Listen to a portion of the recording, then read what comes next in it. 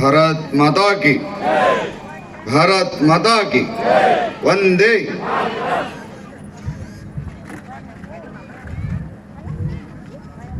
ಒಂದು ಜಗತ್ತಿನೊಳಗ ಒಂದು ರಾಷ್ಟ್ರ ಸಮೃದ್ಧ ಆಗಬೇಕು ಅಂತಂದ್ರೆ ಒಬ್ಬ ಮಹಾತ್ಮ ಅವತಾರ ಮಾಡಿ, ಶಿವಾಜಿ ಮಹಾರಾಜನಂತ ಒಬ್ಬ ಮಹಾತ್ಮ ಜಗತ್ತಿನೊಳಗೆ ಅವತಾರ ಮಾಡಿದ.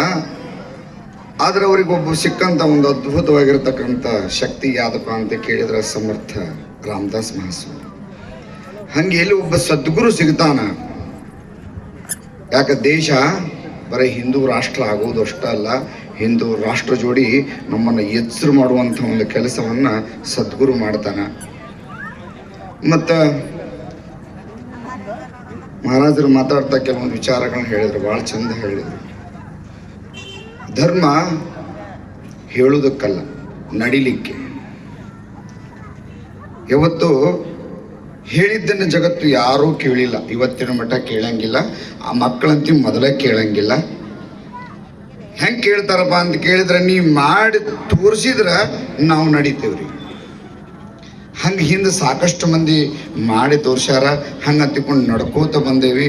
ಇವರೆಲ್ಲ ಮಾಡಿ ಮಾಡಿ ಮಾಡಿ ಮಾಡಿ ಏನು ಮಾಡಿದರು ಅಂತ ಹೇಳಿದ್ರೆ ಅದನ್ನು ದಾರಿಗೆ ನಮ್ಮನ್ನೆಲ್ಲ ಕೈ ಹಿಡಿದು ನಡೆಸ್ಲಿಕ್ಕತ್ತಾರ.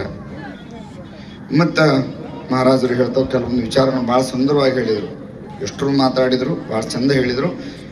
ಇದ್ರೊಳಗೆ ಏನ್ರಪ್ಪ ಅಂತಂದ್ರೆ, ಮೊಟ್ಟ ಮೊದಲ ಈ ರಾಷ್ಟ್ರವನ್ನು ಕಟ್ಟುವುದಾಗಲಿ, ನಮ್ಮ ಧರ್ಮವನ್ನು ಜಾಗೃತ ಮಾಡಲಿಕ್ಕೆ ಮೊಟ್ಟ ಮೊದಲ ನಮ್ಮ ಮನೆಯಿಂದನ ಪ್ರಾರಂಭ ಮಾಡಬೇಕಾಗ್ಯದ. ನಮ್ಮ ಮನೆಯಿಂದ ಏನು ಮಾಡಬೇಕಾಗ್ಯದ ಅಂತಂದ್ರು ಹೇಳಿದ್ರಲ್ರಿ, ಮೊಟ್ಟ ಮೊದಲು ನಾವೆಲ್ಲರೂ ದಿನಕ್ಕೊಂದಿನ ಕೂತ್ಕೊಂಡು ಊಟ ಮಾಡೋದ್ರ ಕಲಿಯೋದು ಫಸ್ಟ್ ಒಂದು ಹೊತ್ತ. ಎರಡನೇದು ನಮ್ಮ ಹತ್ರ ಇರುವಂಥ ದೇವಸ್ಥಾನಗಳಿಗೆ ಅವಾಗ ಹೋಗಿ ಬರ್ತಾ ಇರೋನು. ಯಾಕಂದ್ರೆ ದೇವಸ್ಥಾನಗಳು ಬದುಕಿದ್ದು ನಿಮ್ಮಂಥವ್ರ ಮೇಲೆ. ದೇವಸ್ಥಾನದ ಬಹಳ ಕಠಿಣ ಅದ ರೀ. ನಾವು ಯಾತ್ರೆಗಳಿಗೆ ಕರ್ಕೊಂಡು ಹೋದ್ರಲ್ಲಿ ಜಾತ್ರೆಗೆ ಕರ್ಕೊಂಡು ಹೋಗೋಣ, ಒಳ್ಳೆ ಒಳ್ಳೆ ಚಿಂತನೆಗಳನ್ನು ಮಾಡೋಣ. ಭಗವದ್ಗೀತಾ ಚಿಂತನೆಗಳು, ಯಾಕೆ ಭಗವದ್ಗೀತಾ ಎಂಥ ಅದ್ಭುತ ವಿಚಾರಗಳವರಿ. ಜೀವನ ಧರ್ಮ ಯೋಗ ಅಂತ ತಿಳ್ಕೊಂಡು ಅದನ್ನು DVG ಅವರು ಬರೀತಾರೆ.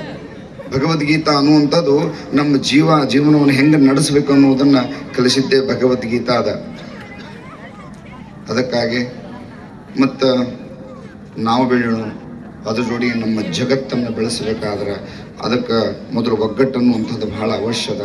ಅದನ್ನೆಲ್ಲರೂ ನಾವು ಕುಡ್ಕೊಂಡು, ಯಾಕೆ ಮುಂದಿನ ದಿನಮಾನದೊಳಗೆ ಎಲ್ಲರೂ ನಮ್ಮ ಮಾರ್ಗದರ್ಶನ ಕೊಡ್ತಾರ. ನಾವು ಹಿಂದುವಾಗಿ ಅವರಿಗೆ ಸಪೋರ್ಟ್ ಮಾಡೋದಲ್ದ ನಮ್ಮ ಮನೆಯಿಂದ ಪ್ರಾರಂಭ ಮಾಡಿ ಇದನ್ನು ಇನ್ನೂ ಜಾಗೃತ ಮಾಡುವಂಥ ಒಂದು ಕೆಲಸ ನಮ್ಮಿಂದ ಆಗಲಿ.